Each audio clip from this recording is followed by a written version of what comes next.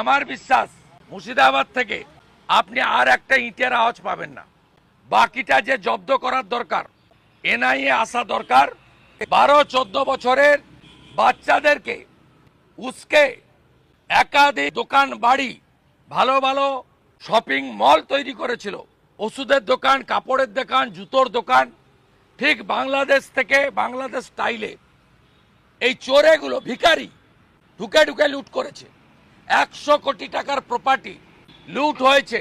আর ওই এলাকায় আমরা তালিকা করছি যারা বিজেপি রুল স্টেটে পরিযায়ী শ্রমিকের কাজ করেন, যাদের বাড়ির লোকেরা এই জিহাদি হামলায় যুক্ত, তাদেরকে ফিরে এসে ওখান থেকে ইউপি, মহারাষ্ট্র থেকে, মধ্যপ্রদেশ, গুজরাট থেকে ফিরে এসে সারাতে হবে, তারপরে অন্য কথা হবে।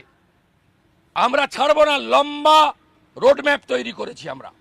নয় মুর্শিদাবাদে আনসারুল বাংলা জামাত থাকবে, নয় হিন্দুস্তানিরা থাকবে।